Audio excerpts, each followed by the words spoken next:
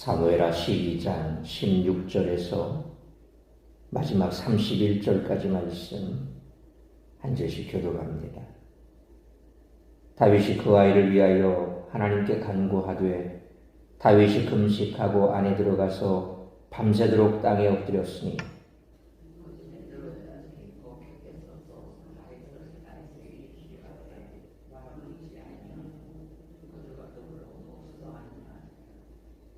이래 만에 그 아이가 죽으니라. 그러나 다윗의 신하들이 아이가 죽은 것을 왕에게 아뢰기를 두려워하니 이는 그들이 말하기를 아이가 살았을 때에 우리가 그에게 말하여도 왕이 그 말을 듣지 아니하셨나니 어떻게 그 아이가 죽은 것을 그에게 아뢰 수 있으랴. 왕이 상심하시리로다 함이라.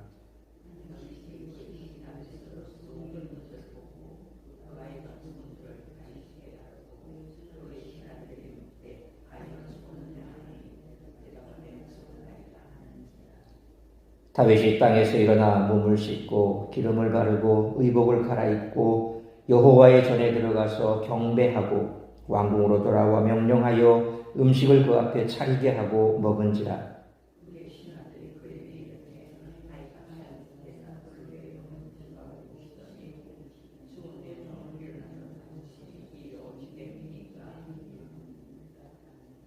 이르되 아이가 살았을 때에 내가 금식하고 운 것은 혹시 여호와께서 나를 불쌍히 여기사 아이를 살려주실는지 누가 알까 생각함이거니와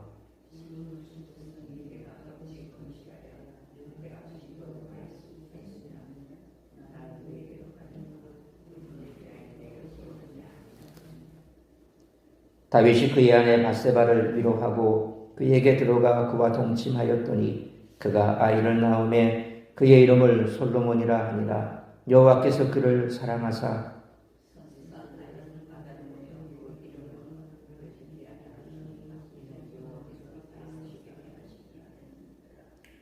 요압이 암몬 사람의 랍바를 쳐서 그 왕성을 점령하며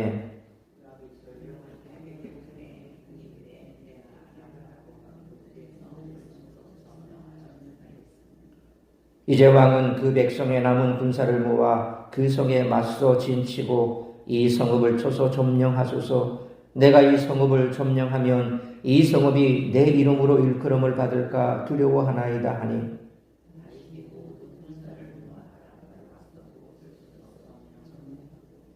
그 왕의 머리에서 보석 박힌 왕관을 가져오니 그 중량이 금 한 달란트라. 다윗이 자기의 머리에 쓰니라.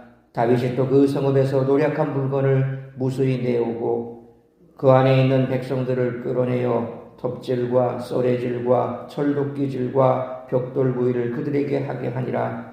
암몬 자손의 모든 성읍을 이같이 하고 다윗과 모든 백성이 예루살렘으로 돌아가니라. 아멘.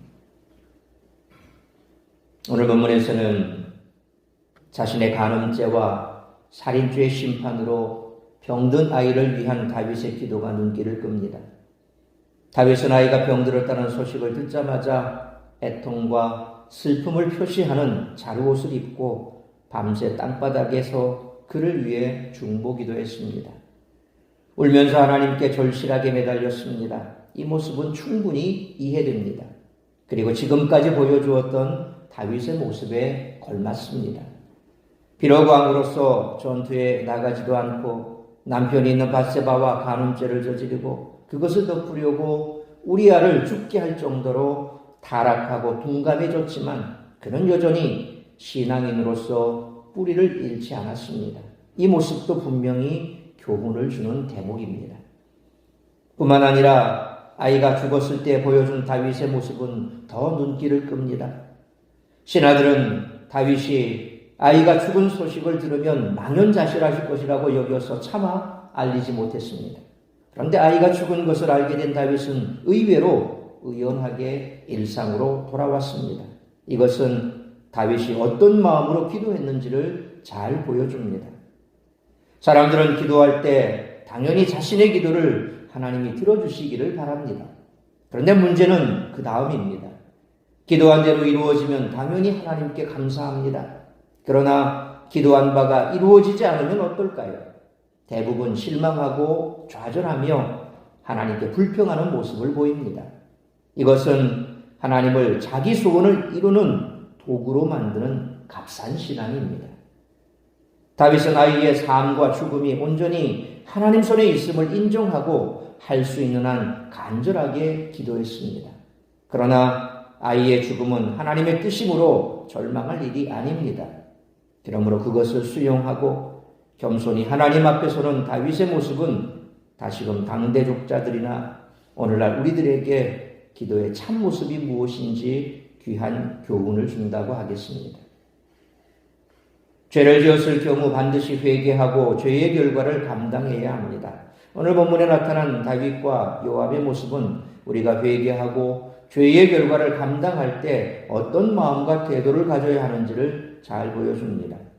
따라서 이와 같은 오늘 본문의 말씀을 통해 우리들이 깨달아야 할 것은 첫째로 16절로 20절 말씀처럼 징계를 받을 때 돌이켜 회개하고 예배를 회복해야 한다는 것입니다. 다윗은 16절로 17절 말씀처럼 바세바가 낳은 아이가 심하게 앓자 밤새도록 금식하며 땅에 엎드려 기도했습니다. 신하들이 모두 걱정할 정도로 처절하게 몸부림쳤습니다. 그러나 18절 말씀처럼 아이는 7일 만에 죽었고 신하들은 다윗이 상심해서 큰일이라도 날까봐 두려워 소식을 전하지 못했습니다. 그러나 다윗은 19절로 20절 말씀처럼 아이가 죽었음을 알고 나서는 왕궁으로 돌아와 음식을 먹고 일상의 모습으로 돌아왔습니다. 이것이 하나님의 처분을 인정하며 자기 죄를 회개하고 용서를 구하는 사람의 올바른 태도입니다. 다윗은 혹시나 하나님이 아이를 살려주실까 하여 금식하며 기도한 것입니다. 이는 그가 벌을 받는 기간이기도 했습니다. 이처럼 회개하는 자는 자기 죄를 철저히 인정하되 하나님의 자비를 구하며 기도해야 합니다. 또한 그 과정에서 경험하는 모든 고통은 자기 잘못으로 인한 것임을 인정하고 그 형벌이 가감해지지 않더라도 이를 감내하고 원래 자기 사명으로 돌아와야 한다는 것입니다. 특별히 다윗의 모습에서 우리가 주목할 것은 그가 아이의 죽음의 소식을 듣자마자 씻고 옷을 갈아입고 여호와의 전에 들어갔다 그랬습니다. 그게 무슨 말일까요?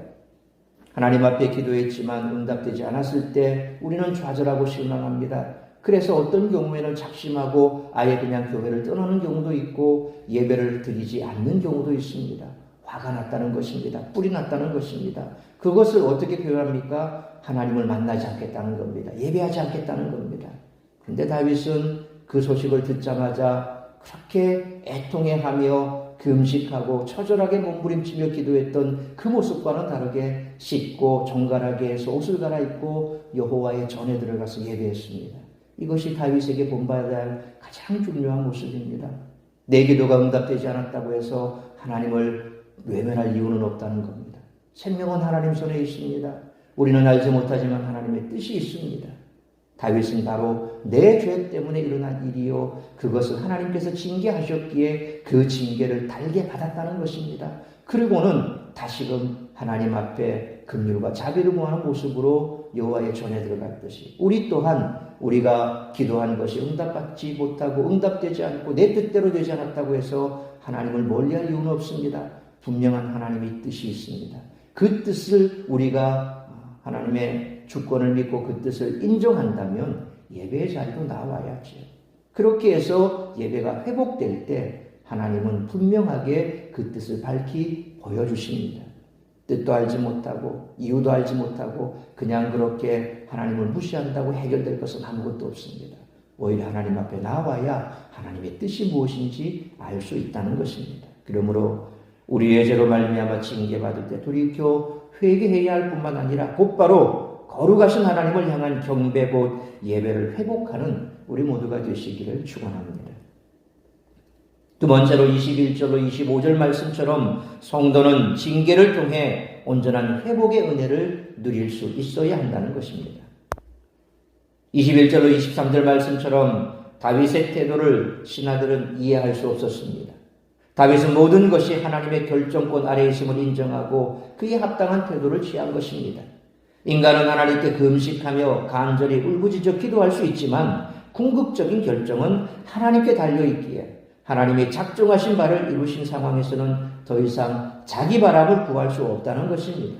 분명한 것은 24절로 25절 말씀처럼 다윗이 죄로 인한 고통을 겪었지만 하나님이 전심으로 회개하는 자를 회복시키시는 분임을 믿었다는 사실입니다. 그렇기에 다윗은 솔로몬을 얻었고 하나님은 선지자 나단을 보내셔서 그 아이에게 여호와께서 사랑하심을 의미하는 여디디아라고 하는 이름을 주셨습니다.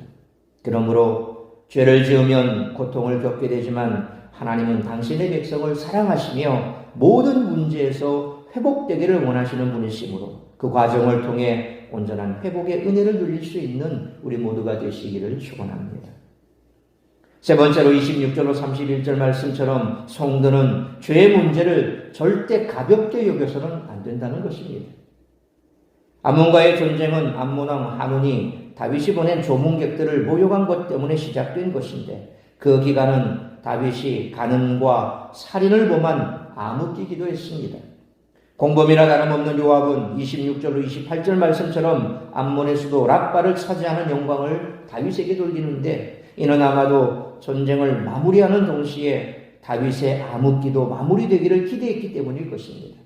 다윗은 29절로 31절 말씀처럼 요압의 말대로 랍바로 갔고 금 1달란트 중량의 왕관과 많은 전리품을 얻었고 암몬 자손을 종으로 삼았습니다. 주변 민족들을 평정한 왕의 위치로 돌아가려고 한 것입니다. 하지만 12장 10절로 11절 말씀처럼 그 집안에 칼이 임하고 아내를 빼앗기리라는 예언은 아직 이루어지지 않았고 그 형벌이 면제되지도 않았습니다. 그러므로 사람들은 자기 죄의 문제가 속히 해결되어 지난 일이 되기를 기대하지만 형벌이 면제되거나 그리 쉽게 사라지지 않기에 죄의 문제를 절대 가볍게 여기지 않는 우리 모두가 되시기를 축원합니다. 사랑하는 성도 여러분, 죄를 지었을 때 진심으로 회개하고 그 결과는 오직 하나님께 달려있음을 인정해야 합니다. 어떤 대가를 치르고 얼마나 오래 견뎌야 하는가는 주님의 섭리 아래 있다는 것입니다. 그러므로 징계하시되 영원히 버리지 아니하시는 하나님을 붙잡고 고통의 시간을 불평하지 말고 감내하고 하나님의 긍휼을 구하며 겸손히 회개함으로 날마다 사죄의 은총과 온전한 회복의 은혜를 누릴 수 있는 우리 모두가 되시기를 주님의 이름으로 축원합니다. 기도하겠습니다. 걸어가신 아버지 하나님, 은혜와 사랑을 감사합니다. 오늘도 이 새벽을 깨워 말씀으로 예배로 하루를 시작하게 하시니 감사합니다. 오늘 죄악 가운데서 결국 바세바의 아이가 고통 가운데서 그 운명을 달리하는 모습을 보며 얼마나 다윗의 마음이 무너졌겠습니까? 그런데 그렇게 무너진 다윗은 다시금 하나님 앞에서 자신을 돌아봅니다. 그리고 철저하게 회개하며 하나님의 절대 주권 아래 순복하는 모습을 보였습니다. 우리가 이 땅 가운데서 때로 기도하고 간절히 구하나 그 하나님의 뜻을 우리가 알지 못하기에 내 뜻이 이루어지지 않을 때 좌절하고 절망하기 쉽습니다. 그리고 하나님을 원망합니다. 그러면서 하나님을 떠나버립니다. 또 하나님을 예배하기를 싫어합니다. 얼마나 어리석은 짓인지 알 수가 없습니다. 우리의 모습을 다시 한번 돌아보면서 혹여 지금 내 마음속에 그처럼 하나님을 원망하는 것이 있다면 돌이켜야 할 것입니다. 하나님의 뜻을 우리는 다 알 수 없습니다. 그러나 하나님은 선하신 분이시며 하나님은 사랑이십니다.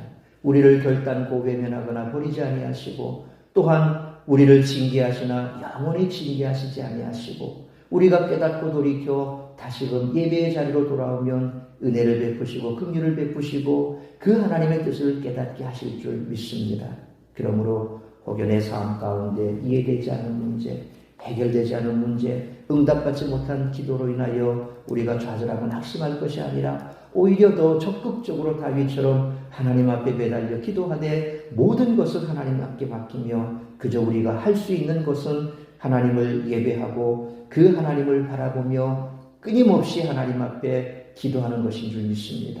기도하고 기대하고 기다리면 때가 되면 하나님께서 응답해 주실 것입니다.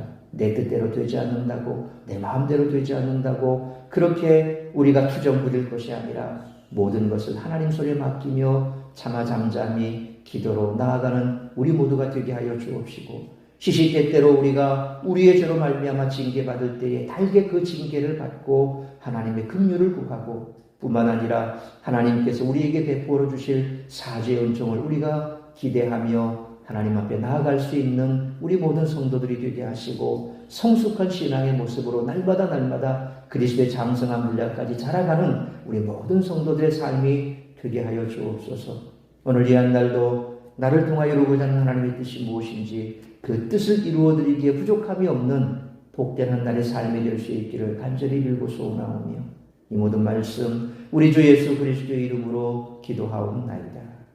아멘.